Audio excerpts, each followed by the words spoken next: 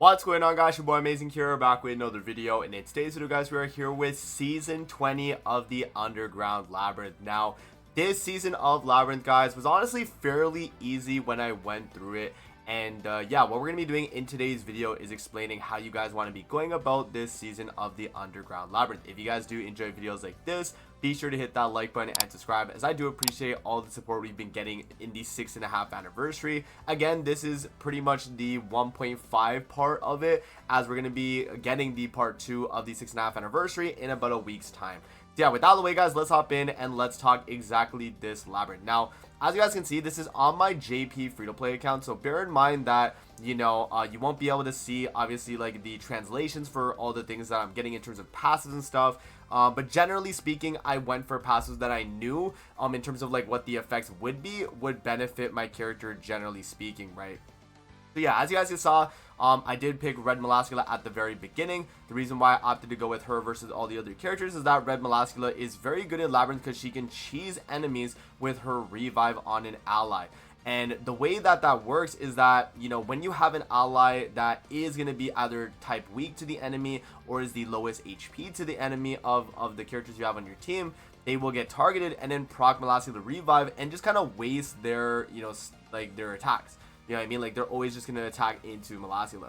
Now, that passive right there that I picked at the very beginning, guys, was honestly the passive that I think was the one where if you have multiple female characters, you get the buff. But yeah, it's because I had Molaskula, I was like, okay, I think I'll go with that passive. But obviously, if you want to build around like a certain passive, you would go with like things like that. And yeah, you guys saw I got Green Chandler, which is a very good support in general, just for the team. And so yeah, I was deciding to opt to go with Chandler. So yeah, that is going to be the setup right there. And then obviously we go through a lot of these stages. So yeah, guys, the general idea is, though, with a team like this, is that you are going to be trying to get as much, you know, kind of synergy with your team going, right? So because I'm running Red Molaskula, I'm like, okay, let's go with a more demon-oriented team. That is going to be doing a lot better than if we were to run, let's say, you know, just like a mixture team with Molaskula and a bunch of other different characters, right? So you definitely want to rock them alongside their other characters that benefit each other. And Green Chandler is buffing Green Molaskula, and Red Molaskula will take the benefits from that and be able to work with other demon characters as well. Yeah, as we are loading out of this stage, we do get the option at picking a character, or we could go to the box. And yeah, you guys will notice here that I am going for the buffs, you know, and the buffs from the box is very good because you are able to get increased stats for your you know, your actual Labyrinth run, and those stats carry over, guys, regardless of the runs you're doing. So anytime you're doing a run, that actually does carry over. Now, this stage right here, the yellow stages, I always dodge the fights. I always just leave the fights and I just move on, because usually it's a waste of time going through those fights, and you don't really want to be even doing those anyway. So right on this, you know, character pick right here, guys, I'm like, okay, I don't think I really need any of these characters here anyway. So I'm like, okay, let's just, you know, refresh these just to see if we can get an actual viable character. And I see Red Zeldris, and I'm like, okay, Red Zeldris is really good because we already have Red Molaskula, and I know Red Zeldris, it gives basic stats for every commandment on the team. So that in and of itself is actually a very good character to run. So yeah, as you guys can see right there, we do, yeah, we picked that, and then we are going to have the option of Super Awakening or another box. But because I don't have enough, you know, stuff right there to do the exchange shop, we actually just opt to go with the Awakening Stars. Now, one thing I will mention as well, guys, before I even get to the later stages, is you probably will want to get a lot more Awakening Stars in general, because of the fact that by the time I was done the Labyrinth, spoiler alert, I only had like a Super Awakening 2, right? Like, it really wasn't that crazy. I actually didn't have that much Super Awakening, and so in my opinion, my recommendation actually would be prioritize as much Awakening as you can get, because by the end of the run, I didn't have full Super Awakening, but I feel like if I had all that extra stats, I wouldn't have had as much of the issues that I had going throughout this, you know, this Labyrinth, right? In general, like, I feel like I wouldn't have had that many issues. So yeah, right there, we finish off that fight right there, and then we do move into the next stage here. Now, in terms of the next stage here, yeah, this is obviously we pick our passives. I go with the color one because the other two are unknown, and then I think humans or giants, right?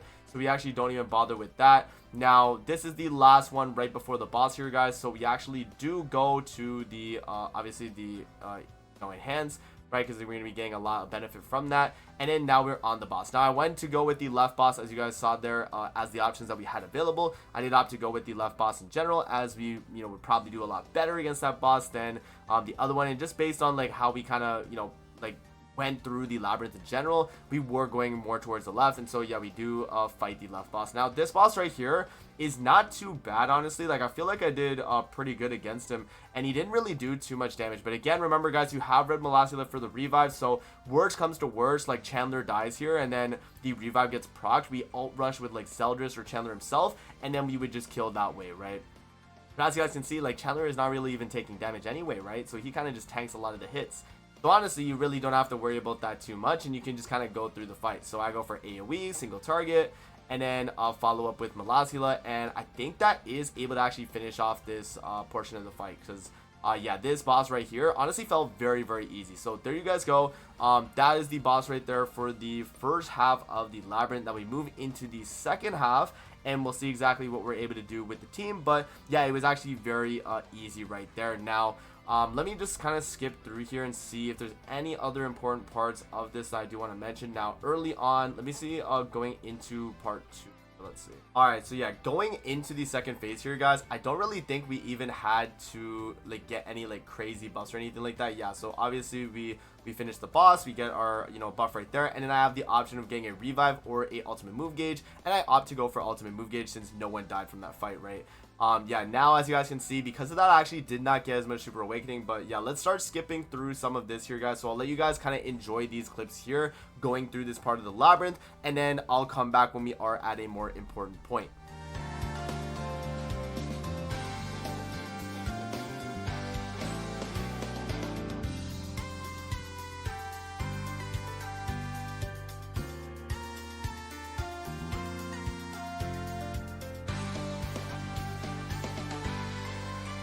Alrighty guys, so we are at the point now where I actually have picked up a new character here with the what was it, Monspeet right there, right? And then you guys saw I also had the character option of picking another character, and I decided to opt not to go with that character. Now Monspeet was only really on the team here just because I had him, and he's another demon character to fill out the team, right? We obviously want to fill out the team as much as possible. That is the way to go. Now with this fight right here, we actually did not have too many issues against this dragon right here, and I actually think we kind of cleared through very quickly against this guy. So we just waste all of our attack skills right there, and then yeah, again, Monspeet is going to be the one dealing the damage. Remember too that Monspeet has a gauge reduction on the rank 2 and delete, so when we do get that merger right there, we are actually able to go for the gauge reduction and do well. And you guys have probably already seen by now that a lot of the stages here will proc your revive on Red Molassula. She actually is a very, very good option just to draw damage away. And so, the boss is kind of like occupied with a character that just cannot die, right? So now Zeldris is getting attacked. He is going to proc Molassula revive, and because the boss does not have any buff strip, you literally don't have to worry about what the boss is doing. And so as you guys see right there, we have gauge reduction with Zeldris, so we get off some damage right there and the gauge reduction, so he actually can't ult us this turn, and then there is nothing that the boss can do. So yeah, I mean, there is that. He goes to attack Zeldris again, and again, it doesn't matter, right? And because he doesn't have like a revive or anything on this phase, we just kill the dragon boss right here, and then we're moving on to the next stage. So that is the dragon. Now let's move on to the second boss here, guys, because that I think is going to be an important showing right here. So yeah, this is where we actually go through the first run right here, and you guys will see like the amount of damage this guy does, even with us getting gauge reduction off. You'll see that if he gets an AoE, and even against like a Red Molassula team right here, he will just kind of destroy you, man. And what happened here for me was that the boss actually had a rank 2 or rank 3 AoE and actually killed my Molassula and my Zeldris right there, which pretty much made this a dead run. But remember guys, what you can do, and I'm going to skip to the portion where it actually gives me the option, but right as Chandler did die, because I thought I was like, okay, maybe I can still try with Chandler here. Right after Chandler dies, you do get the option of actually continuing the fight by using some of your currency. So that's why it's also a good idea to hold on to a fairly good amount of the currency, because I was able to use 40 right there and go back into the stage. Now when I did the stage again, I opted to make sure I got a Sigurd ultimate as early as possible, so that I was able to kind of just ult the boss and then take him out that way. So you guys will see here in terms of the skills that we go about it, we're just kind of wasting one skill at a time, and then when I get a top deck with Sigurd, I'm like, okay, let's start ult pushing for him. And then as long as the boss doesn't go for like another another AoE rank 3 like he did last time, then we would be in a fairly good spot.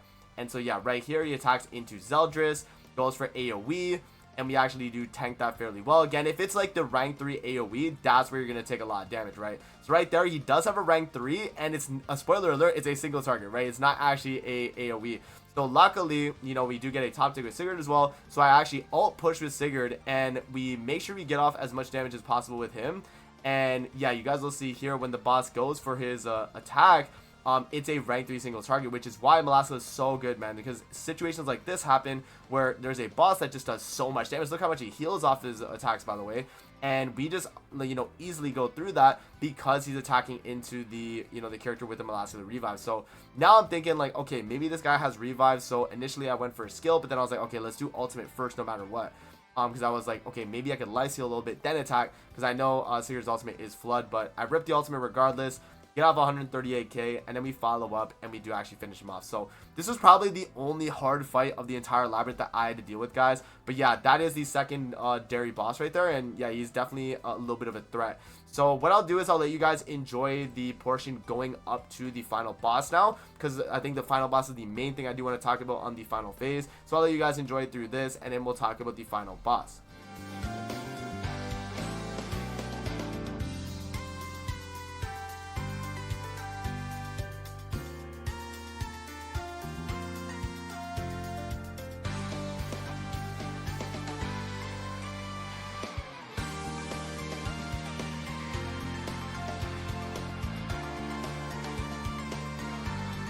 Alrighty guys, so we are now at our final character pick, kind of getting close to the final boss.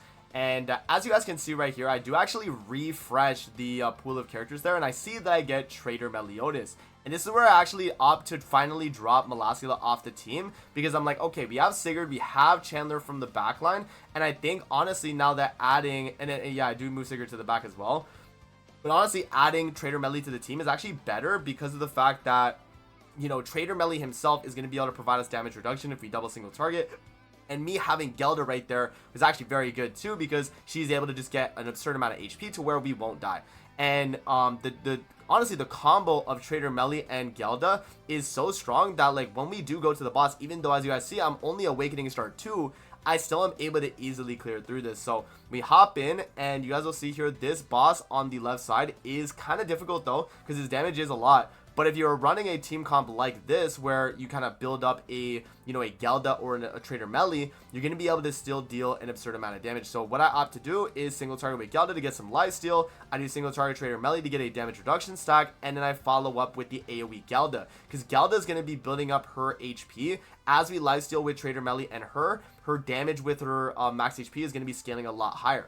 And so yeah, right there we actually do get another merger, and Chandler right here, as you guys will see, takes a lot of damage, right? He takes like almost 50% of his health bar in one attack, and it's kind of hard to see the HPs because of the way the map is kind of stretched here. But yeah, it's you know, it's one of those things where like he will just kind of die, but we're still gonna easily get the clear, right? So we go for the single target with Gelda. That actually kills him, but he has a revive, so you know, you do have to be wary of that. I single target with Chandler, then I go for the single target with Melly, and we don't kill right there. So Chandler right now will be in a susceptible spot to die. But as you guys can see, the boss is already revived.